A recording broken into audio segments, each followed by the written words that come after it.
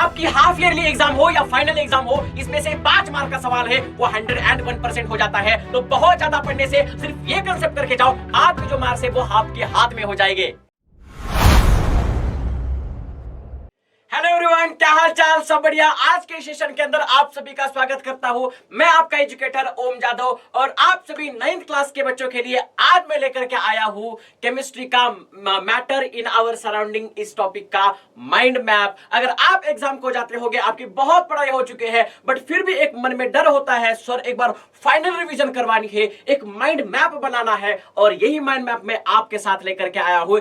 आज के इस 5 या 10 मिनट के अंदर आपको ये पूरा टॉपिक एकदम क्रिस्टल क्लियर हो जाएगा। चलो शुरुआत करते हैं। सबसे पहले तो हमारे टॉपिक का नाम है मैटर इन आवर सराउंडिंग। हाँ सर, हमारे टॉपिक का नाम है मैटर इन आवर सराउंडिंग, यानी कि हमारे आसपास जितनी भी चीजें हैं वो सारी मैटर से बनी हुई है।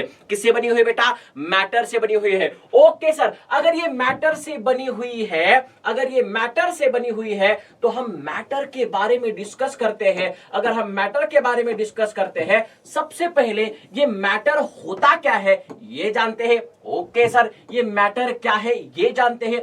अब देखो यहां पर मैटर क्या है। मैटर एनीथिंग, इसका मतलब कोई भी चीज anything which has mass and occupies space, यानी कि ऐसी कौन सी भी चीज जिसको मास है और उस स्पेस को ऑक्युपाई करता है, उसी को हम बोलते हैं मैटर। और आप बोलेंगे सर हमारे गली में तो एक बहुत बड़ा मैटर हो गया है ना, एक दूसरे के ऐसे झगड़े खेल रहे थे, हमारे नेबर जो थे वो झगड़े खेल रहे थे और हमें भी मजा आ रहा था। क्या वो मैटर है क्या? बेटा वो मैटर नहीं है। तो मैटर है क्या? मैटर यानी जिसको मास है और वो स्पेस को ऑक्युपाई करता है, उसी को हम बोलते हैं मैटर। क्या बोलते हैं बेटा? मैटर। तो क्या सर ये पेन मैटर है? हाँ सर। क्या ये मेरा हाथ मैटर है? हाँ। क्या आपका मोबाइल मैटर है? हाँ। आपकी नोटबुक मैटर है? यस। ये सारी चीजें जो है यूनिवर्स की सारी चीजें जिनको मास होता है और वो स्पेस ऑक्युपाई करता है, उसी को हम बोलते हैं मैटर। क्या बोलते हैं बेटा? मैटर बोलते हैं। ओके चलो, मैटर तो हमें समझ में आ चुका है। अब बारी है किसकी? अब बारी है सर ये मैटर बना किससे है, ये तो बता दीजिए। सर ये जो मैटर होता है ये मैटर बना किससे है? ये मैटर बना है छोटे छोटे पार्टिकल से। इसका मतलब matter is made up of small particles. ये जो मैटर है, matter is made up of small particles. ये जो मैटर होता है ये छोटे छोटे पार्टिकल से बनता है।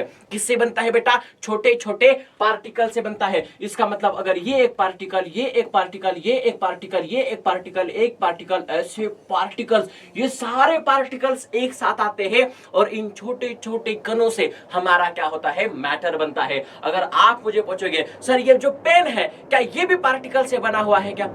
यस बेटा, ये जो पेन है ये छोटे छोटे छोटे कार्बन, एल्यूमिनियम, इनसे छोटे छोटे पार्टिकल से, एटम से, मॉलिक्यूल से बना हुआ है। Okay, matter of particle of matter are tiny in size. Sorry, ये बहुत टाइनी होते हैं। अगर हम इनको काटते जाए कि इतने छोटे होते हैं, इतने छोटे होते हैं कि एक ऐसा समय आता है हम इन्हें काट नहीं सकते। हमारे नेक आईज को ये दिखता नहीं है, ये इतना छोटा है। हम एटॉमिक स्ट्रक्चर के टॉपिक के अंदर इसको पढ़ने वाले हैं, ये कितना छोटा है। ओके सर, हमें तो समझ में आ चुका है सर ये बहुत बहुत बहुत क्या होता है?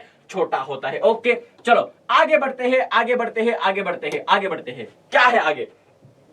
Characteristics of particles of matter, यानी कि सर ये जो पार्टिकल्स होते हैं इनके भी कुछ कैरेक्टरिस्टिक्स है। अबे क्या है इनके कैरेक्टरिस्टिक्स, वो देखते हैं। चलो, अगर मानो particles of matter have space between them.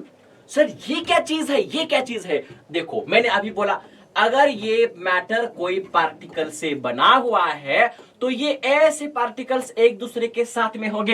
हाँ सर ये तो पता लग गया, बट आप मुझे बताओ क्या इन 3-4 पार्टिकल्स के बीच में ये खाली जगह आपको नजर आ रही है क्या? हाँ सर ये खाली जगह हमें नजर आ रही है। इसका मतलब ये जो पार्टिकल्स होते हैं इनके बीच में स्पेस होती है। क्या होती है? इनके बीच में स्पेस होती है ना। आपको फिर यहां पर मैं आपको बताना चाहूंगा ये जो स्पेस होती है ना, ये जो स्पेस होती है ना, ये सॉलिड में बहुत कम होती है। ये सॉलिड का स्ट्रक्चर है। किसका स्ट्रक्चर है? सॉलिड का। अगर हम लिक्विड का स्ट्रक्चर देखते जाए तो लिक्विड का एक एटम इधर, एक इधर, एक इधर, एक इधर, एक इधर, यानी कि लिक्विड्स के अंदर ज्यादा स्पेस होती है। लिक्विड के पार्टिकल्स के अंदर ज्यादा स्पेस होती है। ओके सर, गैस का बताओ एक बार, गैस का। हाँ सर, गैस के मॉलिक्यूल्स तो एक इधर मॉलिक्यूल, एक उधर मॉलिक्यूल, एक इधर, एक इधर, एक इधर, कैसे भी बिखरे हुए होते हैं।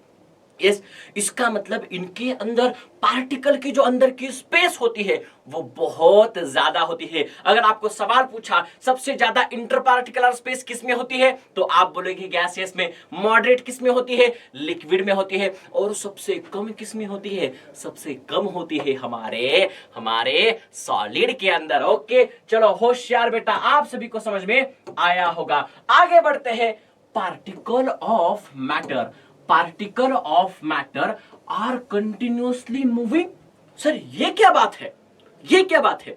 ओके, अगर मानो ये पार्टिकल है तो ये पार्टिकल्स क्या करते हैं? कंटिन्यूअसली इधर उधर मूव करते हैं।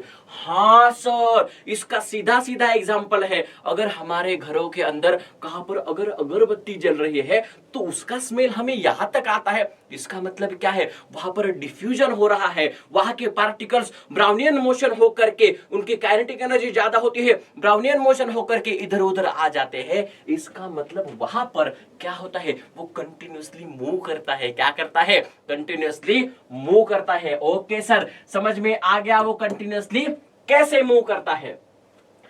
Particles of matter attracts each other.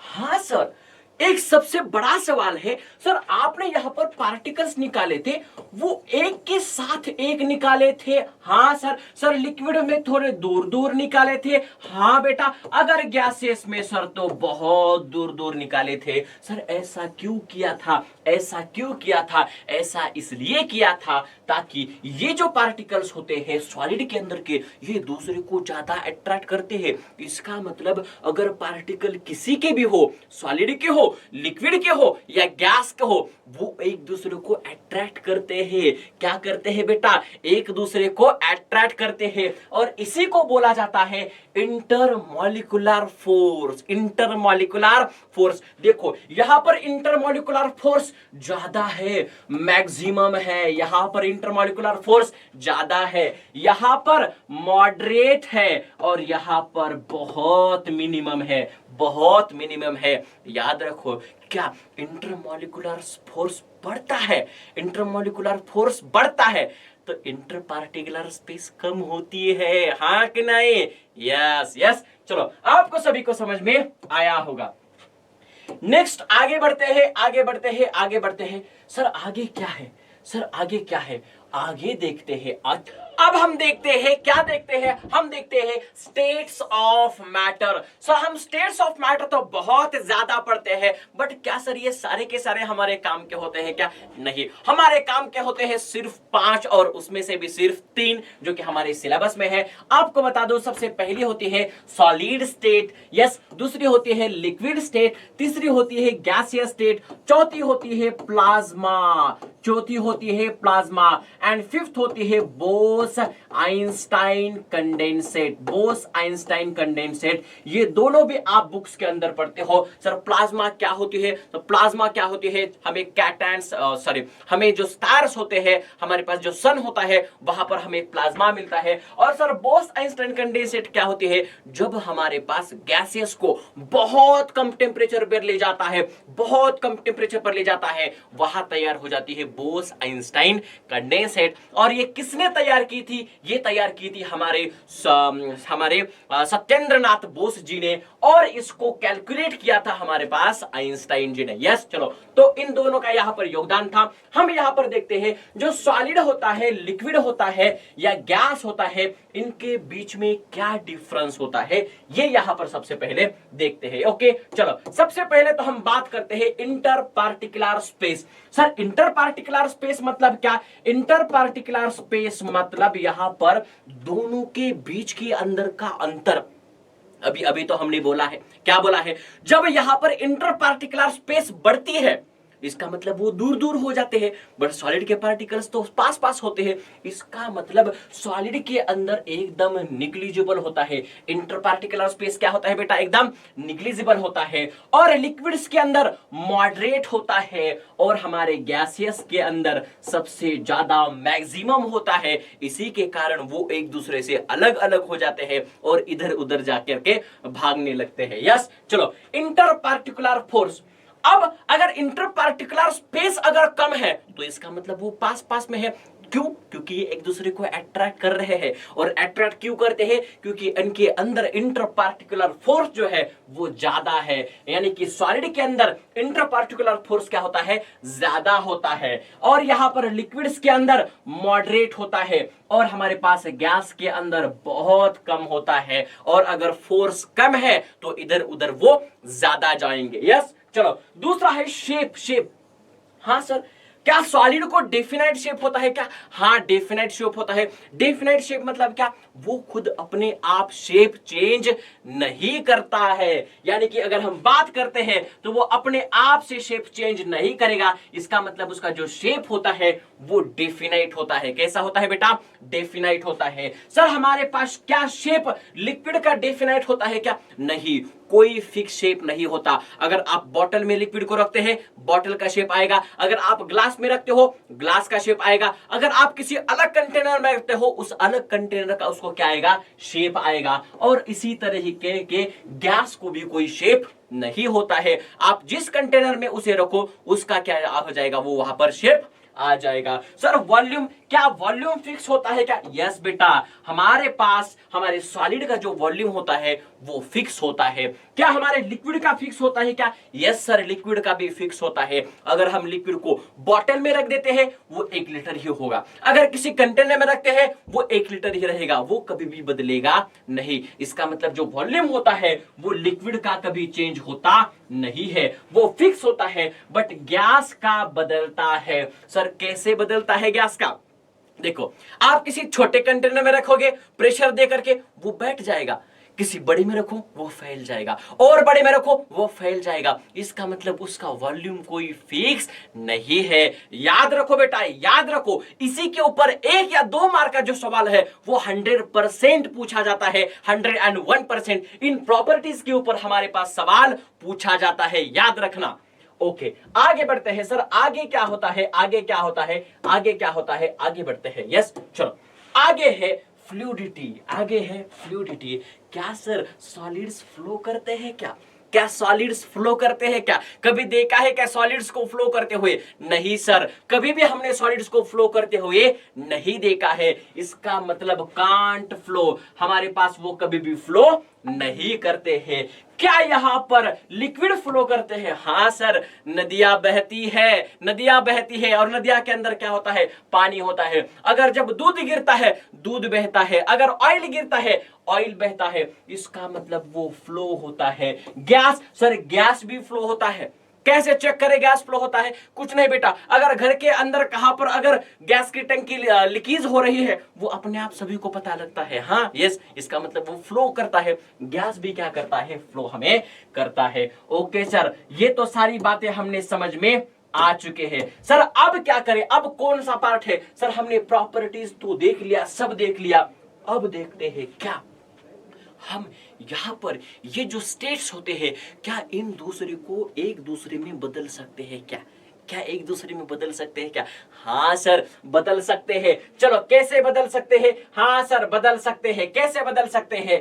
अरे यार बहुत इजी है, इसको बदलना बहुत इजी है। कैसे इजी है? देखो, मानो अगर हमारे पास कोई सॉलिड सब्सटेंस है, क्या है, सॉलिड सब्सटेंस है, क्या कर दो सर, उसे हीट कर दो, उसका टेम्परेचर बढ़ा दो। और ऐसा पॉइंट आएगा, एक ऐसा पॉइंट आएगा, वहां पर उसे हीट कर दो, उसका मेल्टिंग हो जाएगा। क्या हो जाएगा? मेल्टिंग हो जाएगा। और जैसे ही मेल्टिंग हो जाएगा वो लिक्विड में बदल जाएगा। किस में बदल जाएगा? लिक्विड में बदल जाएगा। इसका मतलब वहां पर कब तक हमें हीट करना है? उसके मेल्टिंग पॉइंट तक हीट करना है। कब तक हीट करना करना है, उसके मेल्टिंग पॉइंट तक हीट करना है। जब भी हम उसके मेल्टिंग पॉइंट तक हीट करेंगे वो मेल्ट हो जाएगा और वो लिक्विड में बनेगा। क्या हो जाएगा? लिक्विड में बनेगा। और इसी प्रोसेस को हम बोलते हैं मेल्टिंग और फ्यूजन। क्या बोलते हैं बेटा? मेल्टिंग और फ्यूजन। नेक्स्ट है क्या सर हम लिक्विड से गैस में ले जा सकते हैं क्या? हाँ, ले जा सकते हैं। कैसे? लिक्विड को बॉईल करो, लिक्विड को हीट दो, लिक्विड को हीट दो, इतना ज्यादा हीट दो, इतना ज्यादा हीट दो कि वो बॉईल करना शुरू हो जाए। क्या करना शुरू हो जाए? बॉईल करना शुरू हो जाए। और वो जैसे ही बॉइलिंग करना शुरू करेगा वो सीधा बदलेगा गैस में। हमें कब तक हीट करना है? बॉइलिंग पॉइंट तक हीट करना है। कब तक हीट करना है? बॉइलिंग पॉइंट तक हीट करना है। वो लिक्विड बॉइलिंग पॉइंट जैसे आ जाएगा वो गैस में क्या हो जाएगा?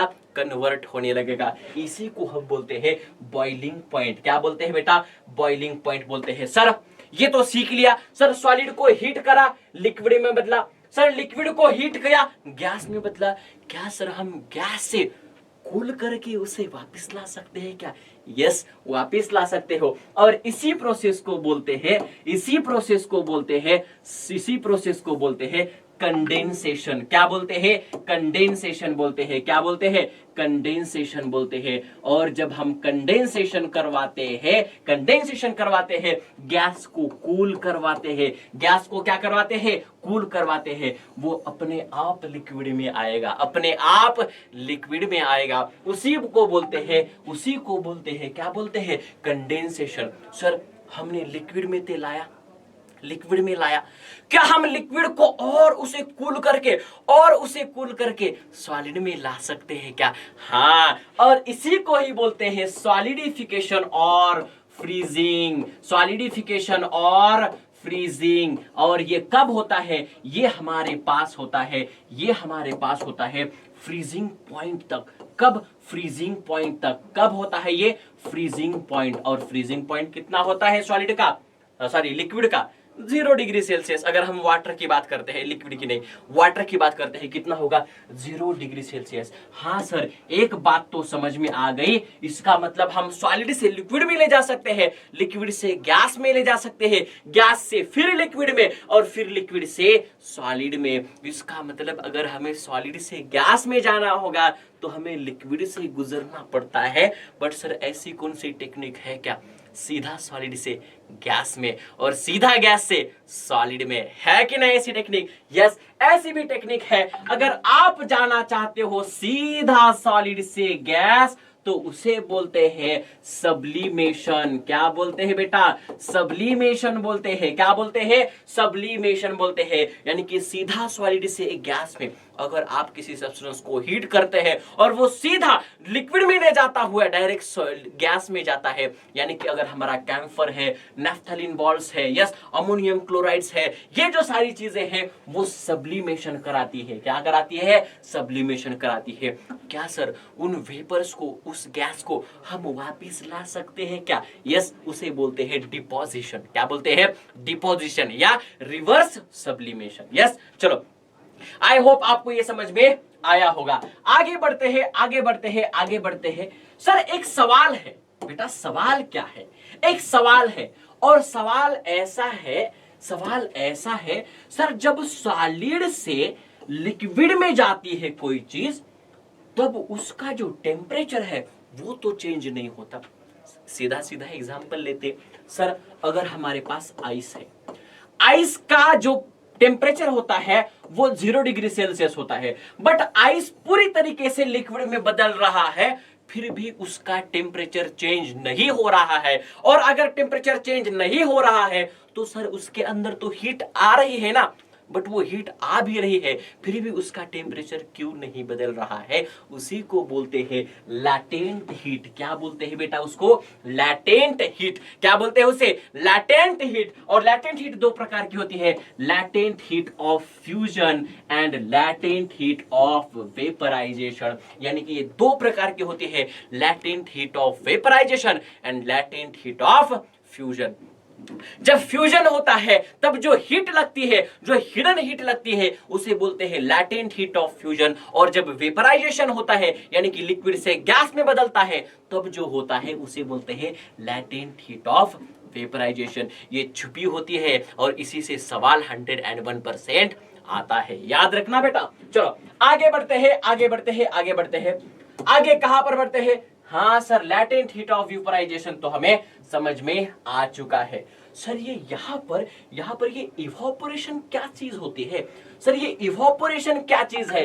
ये इवोपोरेशन क्या चीज है? इसको एक बार देखते हैं, इसको एक बार देखते हैं। आप देखते होगे सर, समर में या जब टेम्परेचर ज्यादा होता है तब हमारे पास लिक्विड से वेपर्स बाहर निकलती है, और ये जो वेपर्स बाहर निकलती है वो आकाश में जाती है, उससे बादल तैयार होते हैं और फिर बादल गरज करके बरसते हैं। सर मुझे बताओ, क्या समंदर के अंदर कोई ऐसे गैस लगा के बैठता है क्या? अच्छा, बॉइलिंग हो जाएगा वाटर और फिर ये वेपर्स में बदलेगा? नहीं सर, ये तो बहुत मिनिमम टेम्परेचर पे होता है। तो इसी को क्या नाम देते हैं? और इसी को नाम देते हैं इवापोरेशन। इवापोरेशन मतलब ऐसी प्रोसेस, इवापोरेशन मतलब ऐसी प्रोसेस जो बॉइलिंग पॉइंट से नीचे होती है। जो कहां होती है? बॉइलिंग पॉइंट से नीचे होती है, और वहां पर वाटर से या लिक्विड से सीधा कहां पर बदलता है, कहां पर जाता है? वो गैसेस में जाता है। और हमें चीज सीखने हैं, फैक्टर्स अफेक्टिंग इवापोरेशन। इवापोरेशन के ऊपर क्या क्या फैक्टर्स अफेक्ट करते हैं? सबसे पहला है सरफेस एरिया।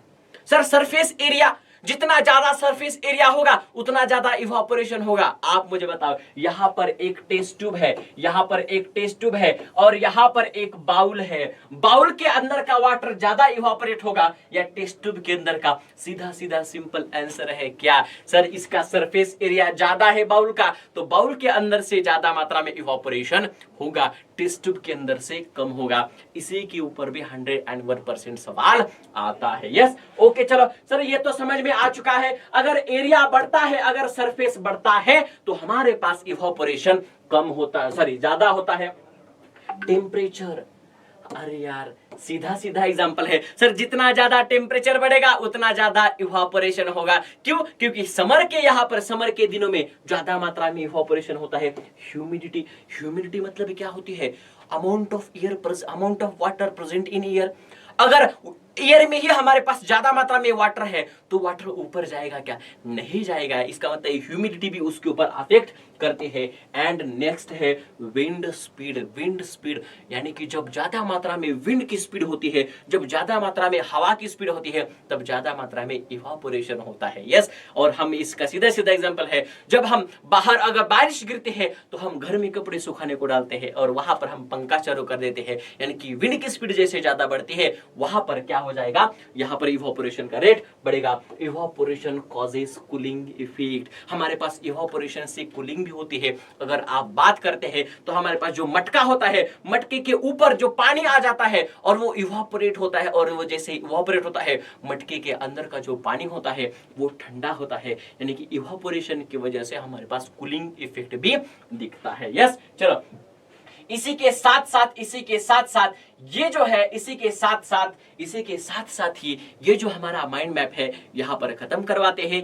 ये माइंड मैप की कॉपी आपको हमारे टेलीग्राम ग्रुप के ऊपर मिल जाएगी। आपको क्या करना है, फटाफट से हमारे चैनल को सब्सक्राइब करना है, वीडियो को लाइक करना है, और हाँ नेक्स्ट वीडियो आएगा तो स्टे ट्यून। मिलते हैं नेक्स्ट वीडियो में, तब तक के लिए bye bye, take care, god bless you.